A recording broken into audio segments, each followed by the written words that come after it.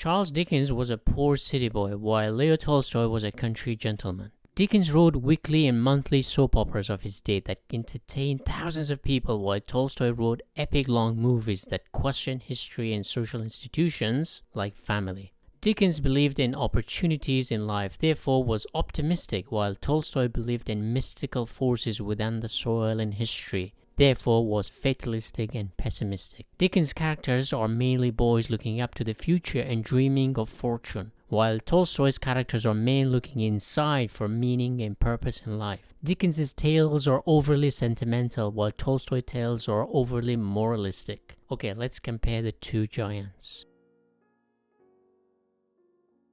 Egalitarianism became a dominant philosophical enterprise in the 19th century, especially after the 1840s.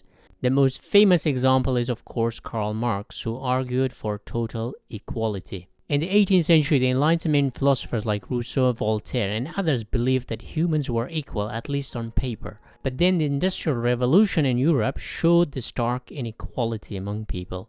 To compound that, warfare showed the sacrifice of ordinary soldiers was not recognized, yet the glory went to the leaders, generals, and kings. There was outrage and anger among the 19th century thinkers, but novelists captured this inequality in their writing too.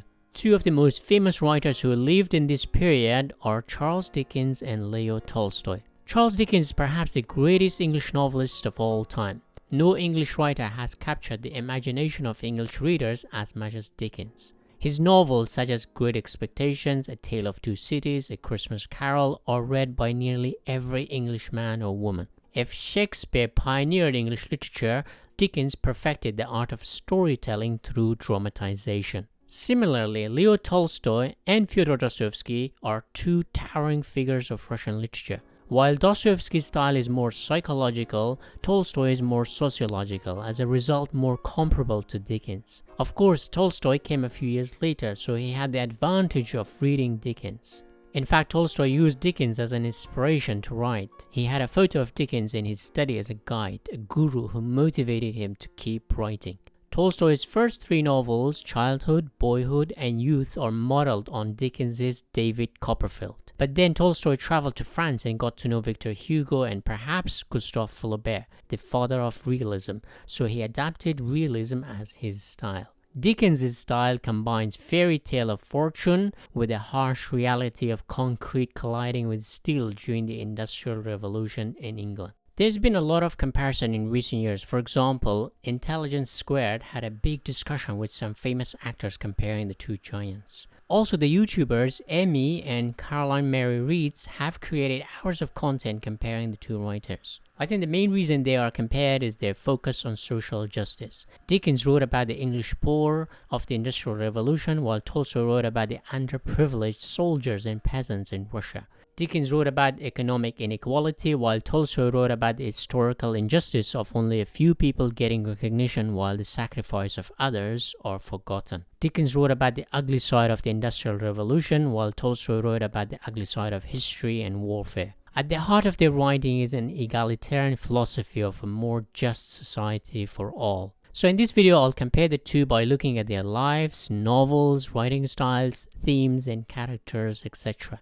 At the end, I'll try to answer whether today we are more Dickensian characters or Tolstoyan characters. The point of this comparison not to prove who is better, but to shed light on both writers. I think we humans are hardwired to compare things for the sake of knowledge. So my attempt is for you to learn something about both authors. But first, let me tell you about their lives. Life: English peasant versus Russian count. Dickens was born in 1812 in Portsmouth, some 120 kilometers south of London. Due to his father's job, he lived in various places in and around London. In 1824, when Dickens was 12, his father was sent to prison for unpaid debt. This must have been a huge setback for the family, as he was the breadwinner. This mirrors Cervantes' life, as his father was also in prison when he was a child for the same crime, unpaid debt. This problem with the legal system and poverty would dominate Dickens' novels. Tolstoy was born in 1828, some 16 years after Dickens, in Yasnaya Polyana, some 200 kilometers south of Moscow. Unlike Dickens' modest background, Tolstoy was born a count. whose aristocratic family owned a huge estate and many serfs. While Dickens struggled with poverty, Tolstoy struggled with life. When he was 2 years old, he lost his mother, and when he was 9, he lost his father. As a result, Tolstoy grappled throughout his life with this existentialist question, what is the purpose of life, which dominated most of his novels. Dickens, a young boy, was forced to work 10 hours a day to earn a living. Aged 15, he started to work at a law office so he could continue his studies. Dickens was very bright and a very quick learner. He also learned how to write shorthand, which helped him become a reporter. He quickly rose up the ranks in the media world. Alongside being a journalist for various newspapers and magazines, he also started writing short stories. His intelligence and hard work allowed him to move up the socioeconomic ladder quite rapidly. This is the Industrial Revolution in England and the British Empire at its height of power in the world. So anything is possible if you put your mind to it. Unlike Dickens, Tolstoy was a sloppy student. He quit his university's Oriental Languages degree. When life is hard, it toughens you up. When life is easy, you create your own dramas in your life. Tolstoy was a wealthy young man, did what most of his station would. He pursued women, alcohol, and gambling. But after a while, he realized he needed a bigger purpose in life. He joined the Russian army in the Crimean War of 1850s to toughen up. This experience was huge for him as he later used it in his masterpiece, War and Peace. But experiencing the horrors of war also shifted his perspective towards pacifism.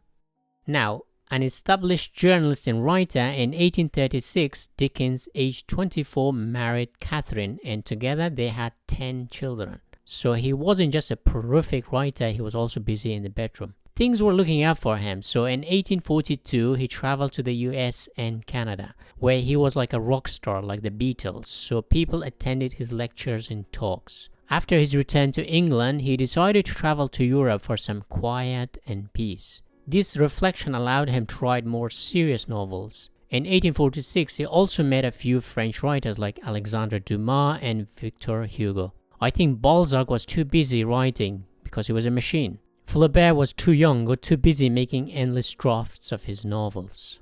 Dickens loved the French language, culture, but mainly wine and cheese. In 1862, Tolstoy, aged 34, married Sophia, who was 18 at the time. If Dickens had 10 kids, Tolstoy did a few better as he had 13 children. If Dickens traveled to America, Tolstoy made many trips to Europe, mainly France, where he met the same Victor Hugo in 1861, some 15 years after Dickens. Mr. Hugo must have been very busy with all these English-Russian young writers visiting him. Tolstoy's meeting with Hugo made a massive impression on him when he read Les Miserables. Now Tolstoy had a purpose, to write a novel nobody else had written. He returned to Russia and started writing War and Peace. In 1857, when he was 45, Dickens hit a midlife crisis. Well, not exactly, but he fell in love with an 18-year-old woman. He divorced the mother of his 10 kids and went with a younger woman. They remained together until his death in 1870. Dickens had a stroke and died aged 58. Unlike Dickens seeking a younger woman, Tolstoy's crisis was mainly for life's purpose. In 1880, when he was in his 50s, he disowned his novels and confessed his religious belief. Throughout his life, he struggled for meaning, constantly moving between Schopenhauer's negation of the self and the Christian belief. In 1910, Tolstoy ran away from his house and died at a train station. He was 82 years old. Dickens supported many charities for the disadvantaged people and advocated against slavery, terrible labor conditions, and poverty among the working class. Tolstoy valued education, so he founded many schools for the Russian peasants and advocated for pacifism, universalism, and most importantly, an agrarian way of life in the country. Because for Tolstoy, true happiness was when you produce your own food. Dickens was 5'8" or 173 cm tall and preferred a more comfortable city life, while Tolstoy was 5'11" or 181 cm and enjoyed the country. Dickens was an Industrial Revolution success story of a poor boy becoming one of the greatest novelists, while Tolstoy was a Russian success story of a rich man becoming one of the greatest writers. Novels, TV show versus movie. Dickens and Tolstoy had a somewhat similar output. Dickens wrote more novels with shorter length, while Tolstoy wrote fewer but longer novels. Dickens was a serial writer, like a daytime TV soap opera. Tolstoy, however, wrote more like a long project or an epic movie. Of course, Dickens wrote for money, so he had to write regularly. Tolstoy, however, was wealthy enough to write whenever he felt like. Dickens' first novel was Pickwick Papers, published between 1836 and 37. It's about Mr. Pickwick, a kind gentleman who travels through England to learn about the country. But a misunderstanding with a woman sends him to prison for an unpaid debt, just like Dickens' father. Dickens' second novel, Oliver Twist, published between 1837 and 39, is about an orphan boy, Oliver, who is sold into apprenticeship, but he escapes the harsh working condition to join the London's underground criminals. Dickens drew on his own experience as a working boy to expose the plight of poor children in Victorian London, and as a result is considered a social protest novel. Dickens' third novel, Nicholas Nickleby, published in 1838 and 39, is also about a poor boy who has to work to support his mother, which resembles Dickens' own life as a working boy. Tolstoy's first novel, Childhood, published in 1852, which he followed with his second novel, Boyhood, 2 years later in 1854, and a third one called Youth in 1857, as part of a trilogy telling his own life growing up an aristocrat while the peasants lived in poverty. It's also about his own life growing up, losing his parents and living a privileged life while the peasant had very little, which made him guilty for the rest of his life. So Tolstoy and Dickens came from two ends of the socio-economic spectrum. In 1841, Dickens published two novels, The Old Curiosity Shop, which is about an unfortunate teenage girl trying to help her grandfather avoid poverty, and Barnaby Rudge, a historical novel about a forbidden love between a Catholic and a Protestant. In 1840s, Dickens published 5 novellas, and most famous being Christmas Carol, about a miserly old man who is haunted by 3 ghosts, past, present, and future, which is very clever about time being the biggest terror in one's life. It's also Dickens' most popular work around the world and a Christmas phenomena which, according to some, cemented the myth and legends of Christmas. Dickens, obsessed over money, saw it as a blessing but also a curse. I don't blame him, he had 10 children to feed. After his return from France in 1860s, Tolstoy locked himself in his country house to write the beast of a novel to show the French that Russians were as good as the rest of Europe. Published in 1869, War and Peace tells the story of the Napoleonic Wars of 1805 and 1812. But it's more than a novel. In it, Tolstoy challenges historians, but he also tells the story of hundreds of characters from top to the bottom, from Napoleon to some ordinary soldiers. I have a very detailed summary of the novel if you like to watch. In 1850, Dickens published his most autobiographical novel, David Copperfield. It is about a boy growing up in Victorian England in the age of Industrial Revolution and the social upward mobility. In 1852, Dickens wrote Bleak House. If War and Peace is Tolstoy's greatest novel, Bleak House is Dickens' greatest novel. Tolstoy wrote about the heroic battles and the nightmares of war. Dickens' novel is about the legal battle and the nightmare of the legal system. Like in all Dickens' novels, money is at the heart of the novel, in a long legal battle over inheritance money. John Dice versus John Dice is a legendary legal battle that lasted decades. In 1877, Tolstoy published his second most famous novel, Anna Karenina, which is also Tolstoy's own favorite. It's about a married woman, Anna, who falls in love with an army officer and leaves her husband with disastrous consequences for everyone. I have reviewed it in a separate video if you like to watch. In 1850s, Dickens wrote Hard Time, Little Dorrit, and his best-known historical novel, A Tale of Two Cities, which is about Paris and London during the French Revolution of 1789. In 1860, he wrote Great Expectations about a young boy whose life takes a dramatic turn when he meets a convict. The story is somewhat similar to Dostoevsky's novels in a sense that even the most flawed human beings have some redeeming qualities. I included this in my top 10 English novels of all time. Dickens' last complete novel is Our Mutual Friend, about social mobility in England. Just like all Dickens' novels, it's of course about money. In 1886, Tolstoy wrote The Death of Ivan Ilyich, a meditation on meaning of life and death. In 1899, Tolstoy published his other big novel, Resurrection, about past guilt and the injustice of social class and the corruption of the legal system in Russia. Tolstoy's last novel, Haji Murad, published 2 years after his death, is about a Muslim warrior in the Caucasus. Dickens wrote 15 novels and 5 novellas, a career that lasted 33 years between 1837 and 1870. Tolstoy, on the other hand, wrote 3 enormous novels and 11 novellas, a career that lasted 42 years. Style: industrial fairy tale versus Russian realism. Dickens' style of storytelling is perhaps best described as a fairy tale of the industrial age, in which young people, mainly boys, try to seek their fortune in the city, mainly London, and also abroad in the colonies. He lived during a time when upward mobility was changing the face of the highly class-based English society. People with good education and intelligence were able to work their way up the socio-economic hierarchy. Dickens himself is a perfect example. A man of modest background became one of the best-selling authors of his day. Dickens entertained thousands of people on a weekly and monthly basis.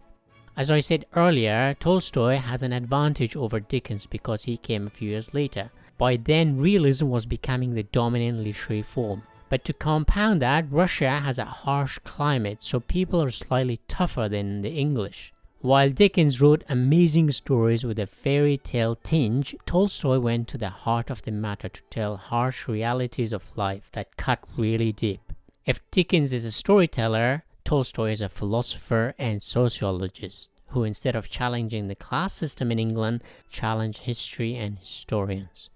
Dickens is part of a very rich literary tradition going all the way back to Shakespeare, one of the greatest dramatists in human history. That's why Dickens' dramatic storytelling comes quite naturally. Tolstoy, however, operates in a country that has no such an accomplished literary history back then, so he takes up the challenge of putting Russia on the map of European literature. He looked up to the French, spoke the same language, so he combined French literary realism with his Russian or Eastern mysticism to create something unique. While Europe is scientific-minded, Russia has its mystical force, which he talks about in War and Peace as a catalyst for the Russians to defeat Napoleon's army, the most sophisticated fighting machine back then. So Tolstoy took up the job of becoming the Shakespeare of Russia, or something close to that. Dickens was an amazing comic genius of his day. His novels are littered with hilarious scenes, comedy of manners, misunderstanding, ironic twists, and absurdist situations. In Pickwick Papers, the ending is incredibly ironic. The man pays the legal cost, which frees him and his rival. In Bleak House, the long-running legal case is absurd, like a Kafkaesque nightmare. Incidentally, Kafka was immensely influenced by Dickens, especially in his novel America. Tolstoy, like all Russians, doesn't laugh or smile. His style is for the most part direct, gloomy, and dark, as his characters scramble for a place in society, but most importantly seeking for some meaning in life. Tolstoy's stories are sweeping tales of countries, cities, generations of people. Tolstoy's tales are more philosophical and seek virtue, meaning, and purpose. Dickens' style is more optimistic about the future, as his characters' goals are to better their lives, while Tolstoy's style is realistic, which means more pessimistic as a result. Because let's face it, real life sucks for the most part, especially if you lived in 19th century Russia. Dickens is looking at a castle from his modest shack and dreaming, while Tolstoy is in his castle looking down at the shack and feeling guilty. Dickens wrote entertaining tales, while Tolstoy wrote philosophical epics. Dickens' most famous line comes from A Tale of Two Cities. Quote, "It was the best of times, it was the worst of times. It was the age of wisdom, it was the age of foolishness. It was the epoch of belief, it was the epoch of incredulity. It was the season of light, it was the season of darkness. It was the spring of hope, it was the winter of despair. We had everything before us, we had nothing before us. We were all going direct to heaven, we were all going direct the other way." In short, the period was so far like the present day. Tolstoy's most famous quote comes from Anna Karenina. "All happy families are alike, each unhappy family is unhappy in its own way." Here's a quote from War and Peace. "If everyone fought for their own convictions, there would be no war." Simply looking at these quotes, we can see that Dickens is more concerned with the poetic, lyrical, and stylistic side of writing and storytelling. Even this passage from A Tale of Two Cities is a story in itself. While Tolstoy is more concerned with wisdom, profundity, and depth, Dickens' line, "If you look closely," doesn't make sense. How can two opposites be true at the same time? Well, in storytelling, you can compress two different locations and times into one. You can shrink time. That's the magic of storytelling. Here's an example of Tolstoy's language from Anna Karenina when Levin is so much in love with Kitty. He so well knew that feeling of Levin's, that for him all the girls in the world were divided in two classes. One class, all the girls in the world except her, and those girls with all sorts of human weaknesses and very ordinary girls. The other class, she alone, having no weaknesses of any sort and higher than all humanity. Here's Dickens in Great Expectation about Pip's love for Stella. The unqualified truth is that when I loved Stella with the love of a man, I loved her simply because I found her irresistible. I loved her against reason, against promise, against peace, against hope, against happiness, against all discouragement that could be. Once for all, I loved her nonetheless because I knew it, and it had no more influence in restraining me than if I had devoutly believed her to be human perfection. As we can see, both Tolstoy and Dickens describe love as perfection. When you love someone, you are blind to their flaws. You only see the good side. But what's interesting is that Tolstoy separates her from the rest of humanity, almost godlike, while Dickens is more focused on the irrational side of love of a man who would do anything to achieve his goal. Tolstoy's Levin is a bit passive, while Dickens's Pip is poised to do anything to get her. But as things transpire, Levin gets his woman, while Pip fails. So to sum up, Dickens is more concerned to tell you an entertaining story because in industrial age, the customer is God. Tolstoy's style is to write a novel, make it as long as possible, pick a fight with historians, and blame everything on some mystical force of history. Readers, Tolstoy didn't think the customers were always right. He was a Russian man, so he didn't care what others thought about him. Dickens was an Englishman. He was very worried about what his readers, thought about him and his stories. Dickens catered for his readers, while Tolstoy catered for himself. Characters. Dickens and Tolstoy's characters differ in their socioeconomic class. Dickens' tales are somewhat Cinderella type, poor people looking up, while Tolstoy's tales are about wealthy people with one eye looking down at the peasants, with the other eye looking at themselves in search of purpose. As a result, Dickens' stories are more sentimental and makes you pity them and even feel guilty as to how they are victimized by society and circumstance. Quote, "In the little world in which children have their existence, whoever brings them up, there is nothing so finely perceived and so finely felt as injustice." While in Tolstoy's tales, his characters sort of accept their fate and are less likely to complain about their lives. Here's a quote from Anna Karenina when a man cheats on his wife and the guilt that follows. Stepan Arkadyevitch could be calm when they thought of his wife. He could hope that she would come around, as Matvey expressed it, and could quietly go on reading his paper and drinking his coffee. But when he saw her tortured, suffering face, heard the tone of her voice, submissive to fate and full of despair, there was a catch in his breath and a lump in his throat, and his eyes began to shine with tears. "My God, what have I done? Dolly, for God's sake, you know..." He could not go on. There was a sob in his throat. She shut the bureau with a slam and glanced at him. "Dolly, what can I say? One thing, forgive. Remember, can't 9 years of my life atone for an instant?" At the end, she does forgive him and the couple stay married together because Russians are realistic. Of course, most of his characters are well off, but they still suffer greatly due to historical events or family expectations or even poverty. Dickens' characters have a purpose to better their lives economically. Even the term Dickensian today means a kind of social climbing. Here's a quote from David Copperfield. "Annual income £20. Annual expenditure 19, and 6. Result, happiness. Annual income £20. Annual expenditure £20 odd and 6. Result, misery." Tolstoy's character, however, not all, but mostly have no financial goal, so they look for something grander than money, happiness beyond the material comfort. They seek spiritual comfort. Age also plays an important role in their characters. Dickens's most enduring characters are children from disadvantaged families, mostly orphan, who chase their dream in the big city. David Copperfield, Oliver Twist, Pip, and The Great Expectations are just a few examples.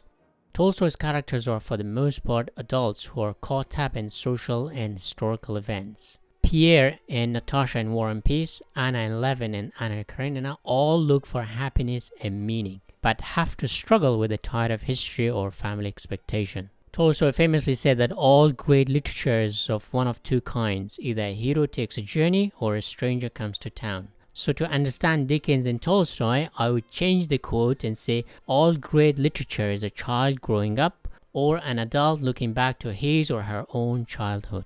A good example is Marcel Proust's novel In Search of Lost Time, Dostoevsky's The Prince Karamazov. In fact, the act of novel writing or fiction writing is a grown-up trying to do child play. In fact, both Dickens and Tolstoy were obsessed with children as the most beautiful period in one's life. Dickens' novels are all about children growing up, while Tolstoy's novels are about adults lost or seeking a path. Dickens' characters are shackled by poverty, so he wants the rich to share their wealth with the poor, while Tolstoy's characters are shackled by history and social conventions. The poor have no financial means, while the wealthy are stuck by norms. Dickens' characters, while hampered economically, are psychologically freer. Tolstoy's characters are the opposite. While they don't lack in wealth, but mentally they feel stifled by the social norms and family expectation, so they seek meaning from the peasant. Here's a quote from Anna Karenina when the couple finally have everything they expected. Vronsky, meanwhile, in spite of complete realization of what he had so long desired, was not perfectly happy. He soon felt that the realization of his desires gave him no more than a grain of sand out of the mountain of happiness he had expected. It showed him the mistake men make in picturing themselves happiness as the realization of their desires. For the most part, Dickens' characters are slightly more square, meaning they have little room to grow and change. In other words, Dickens' characters are either heroes or villains, while Tolstoy's characters are more fluid and able to grow on the page, and they have many contradictions. In other words, his characters are neither complete villains nor complete heroes, but a mix of both, which is closer to reality. In real life, we are all full of contradictions and have the dark and light within us. I think it has to do with their styles. Dickens' style is a bit older, archaic, while Tolstoy's style is realistic. One could say that Dickens wrote many types of characters, meaning they differ from one another. Tolstoy, however, has more characters that are similar in their outlook and life. I think Dickens wrote about the other people, while Tolstoy mostly wrote about himself. In other words, he put himself in his characters' shoes to animate them with the reality of the world. As we know, Tolstoy struggled with his own happiness and meaning in life, so naturally his characters had the same struggle. Quote, "Everyone thinks of changing the world, but no one thinks of changing himself." Tolstoy was acutely aware of the internal struggle of his generation. Because of Tolstoy's realism, George Orwell made a distinction between the two, characterizing Dickens' characters as static, while Tolstoy's characters keep growing and changing. Dickens' tales make you feel good about people, while Tolstoy tells you about the uncomfortable truths of life. So to sum up, Dickens tells his characters, "Smile, boy," while Tolstoy tells his characters, "Why smile?" These are still the stereotypes about the English and Russian people. English people smile to cover awkwardness, while Russians don't smile and don't care about awkwardness. Themes.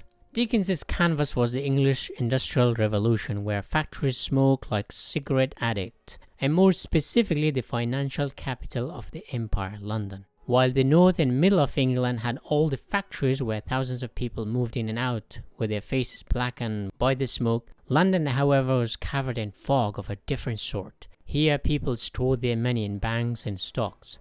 Tolstoy's canvas is 19th century Russia, wars, rapid modernization of big cities like St. Petersburg and Moscow. But most importantly, his canvas is the debate between East and West, Russia versus Europe.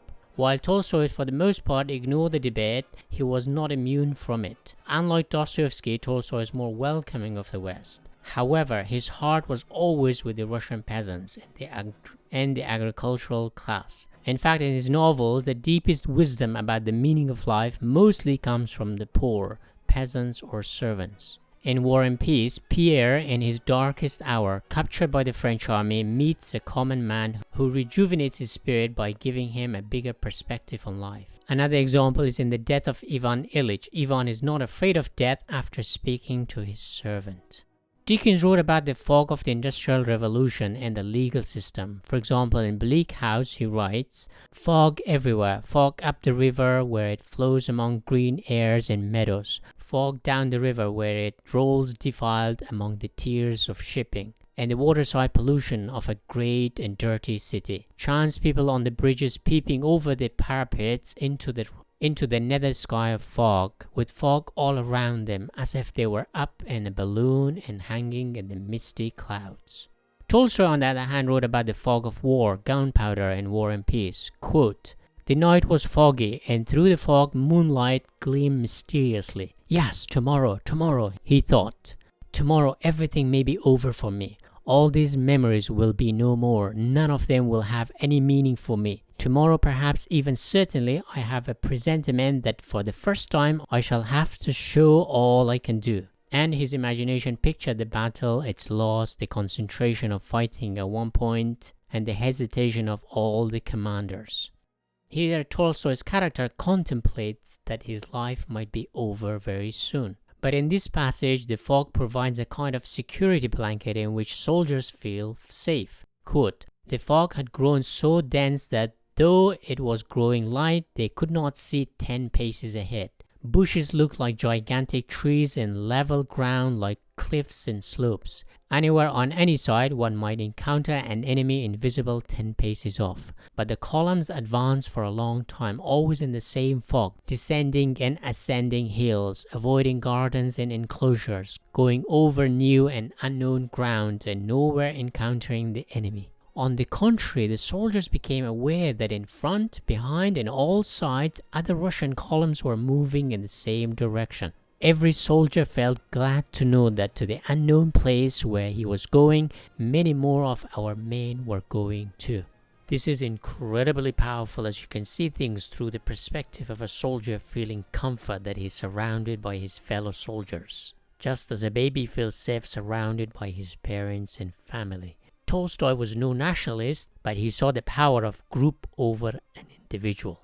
Tolstoy also talks about the trains smoking and dashing between Moscow and St. Petersburg and Anna Karenina. Dickens wrote about how to move out of poverty and gain financial freedom, while Tolstoy wrote about surviving wars and existential meaning and happiness. Dickens wrote social protest novels, while Tolstoy protested against historians and societal expectations. In fact, the main theme of War and Peace is this question of great men. Historians believe that men like Napoleon, Alexander the Great, Genghis Khan are the protagonists of history, but Tolstoy disagrees, that they are great because of the action of all those people around them, the soldiers, the peasants, the women and children, but most crucially those who came before them and the historical events prior. What's so ironic is that Tolstoy didn't believe in great men, he himself became one. Today as one of the greatest Russian writers of all time, or even world's greatest writer.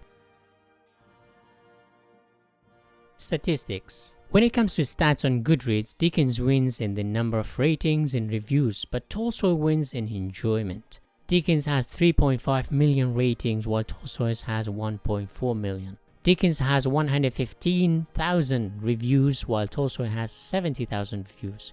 It's no surprise given the fact that the English language gives Dickens a huge advantage. First, there are far more English speakers in the world than Russian. Second, almost 30% of the world speaks English either as a first language or a second language. I say India reads Dickens, but people enjoy Tolstoy's work more than Dickens' work, as Tolstoy gets an average of 4.07 stars, while Dickens gets 3.9 stars. Dickens' most popular book on Goodreads is A Tale of Two Cities with 870,000 ratings, followed by Great Expectations with 720,000 ratings and A Christmas Carol by 710,000. Tolstoy's most popular novel is Anna Karenina with 750,000 ratings and followed by War and Peace with 300,000 ratings and The Death of Ivan Ilyich with 120,000 ratings. Now, which you should read, I usually say read both, but here I'll say read both, but at different times. When you read Tolstoy, it can get a bit heavy, so to lighten up your mood, read some Dickens. Previously, I've said that I love Russian literature because it tells you the ugly truth. But to counterbalance that, I often read one of Haruki Murakami's books to escape reality for a bit. Of course, reading Dickens is not an escape altogether, but he does make you feel good about the world. Also, I should point out that Tolstoy is not all bleak, but it doesn't shield you either. In my video comparing Tolstoy to Dostoevsky, I said Tolstoy was a great mother, compassionate, generous, and someone who loves kids, while Dostoevsky was the brooding father seeking solitude in some underground or Siberia. Now, comparing Dickens to Tolstoy, it's obvious that Dickens is more motherly as he believes in the magic of stories, the elements of fantasy, and surprises in life, while Tolstoy, like a father, tells you about the harsh realities of life. But I should make it clear that Dickens wrote about children, but he did not write for children. Purpose. For me, Tolstoy's novels have incredible philosophical and psychological depth. But Dickens' novels are greatly entertaining and funny. If you're a serious and seasoned reader, you will enjoy Tolstoy more. For me, Russian literature in general is like a punch in the face. I love it for its brutal honesty about the ugliness of the world and reality. Tolstoy confronts you to seek a deeper purpose in life. Of course, I don't enjoy his moralistic stance sometimes, but his novels open his characters, flesh them out, and you can see through them. While in Dickens' novel, the struggle is more material, legal, external. In Tolstoy's, however, the struggle is more internal, existential, and spiritual. As a result, Dickens' novels are hopeful and optimistic, while Tolstoy's novels are often hopeless and pessimistic. Dickens primarily wrote for money, and Tolstoy mainly wrote for artistic expression and legacy. As a result, Dickens cares about the reader more, tries to entertain you, and puts in a lot of effort to tell you a cracking story. While Tolstoy mostly has his own agenda. Maybe agenda is not the right word. He is seeking a purpose for himself through his writing. But also he is a philosopher and a visionary who wants to change the world through his words. When you read a Dickens novel, you don't know where the story is going as they twist and turn. Dickens was a genius storyteller. Well, he had to because his career depended on it. Every week and month, thousands of people were waiting for him. When ships docked in New York, people queued up or even scrambled to get their copy of the newspaper or magazine like it was Black Friday. It was a serial mania. Tolstoy, on the other hand, is less concerned with the story but more focused on understanding reality. In other words, Dickens was like a factory producing highly entertaining novels. As a result, his characters were more archetypal and fixed. He relied on his readers enjoying his books so the newspaper could get their subscribers growing. It's like a YouTuber. You always want to produce content people want to watch. So Dickens knew his readers. Tolstoy would be a terrible YouTuber. Imagine War and Peace type of content on YouTube. Dickens rode the wave of new educated people being able to read for pleasure thanks to the education system producing more readers like a factory would. He wrote about the Industrial Revolution, people seeking their fortune, but he also benefited from the education system. As a result, Dickens himself, a poor boy, was an industrial age success story thanks to mass education. Not only he received an education, but also mass education increased his readership. It was a win-win all around. Tolstoy published his books mostly in long format. Why? Money wasn't his concern, but of course he did get rich. He earned a lot from his writing, which became a huge problem for him. Tolstoy wanted to donate his money for some charitable causes, but his wife was fiercely opposed, hence a very unhappy family. Today, now the question I posed earlier, are we becoming more Dickensian or Tolstoyan as characters in our own lives in today's world?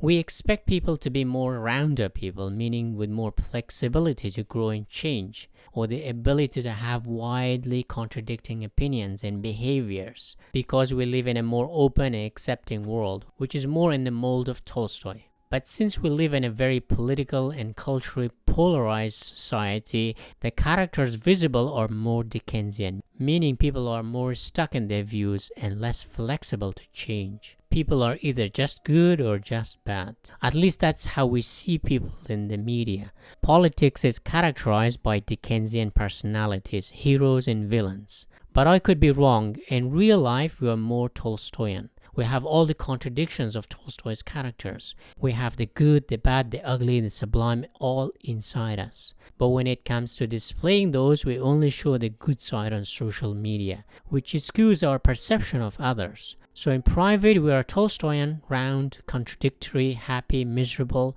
But in public, we are Dickensian, fixed, square, and always heroically happy, and others are labeled as this or that. When young, we have a more rigid way of seeing the world, but as we grow old, we become to accept people's contradictions, life's nuances, and seek greater meaning. So in our early years, we see the world through a Dickensian lens, and later in life through a Tolstoyan lens. Another important distinction is that I think, unlike Dickens' character, most people in the West or rich countries suffer not from poverty or lack of food, but quite the opposite. People suffer from overeating. 30% of English people are obese according to Health Survey England in 2019. Has food become too cheap? No, I think it's something else. We are missing something else, so overeating is not because we are hungry, it's because we are hungry for some purpose in life, which is more in line with Tolstoy's writing. I'm lethargic, but we are also hooked to shopping and social media and our search for some recognition and meaning in life. So overeating, alcohol, and social media distraction are coping mechanisms for lack of greater meaning or purpose. I could be wrong. Another big trend is urbanization. Dickens' characters went to the cities to seek their financial fortune. Globally, more people are moving to the city, but among the rich, however, the trend is in the opposite direction. Rich British people move to the countryside.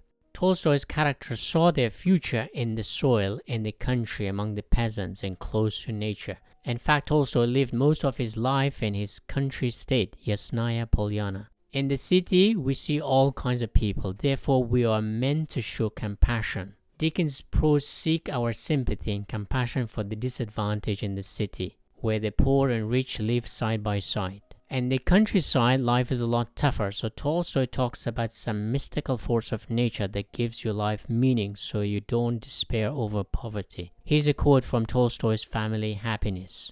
A quiet, secluded life in the country with the possibility of being useful to people to whom it is easy to do good, and who are not accustomed to have it done to them. Then work which one hopes may be of some use. Then rest, nature, books, music, love for one's neighbor. Such is my idea of happiness. Just a quick announcement. I have just started a Patreon page. For those who don't know, it's a website where people support online creators they like.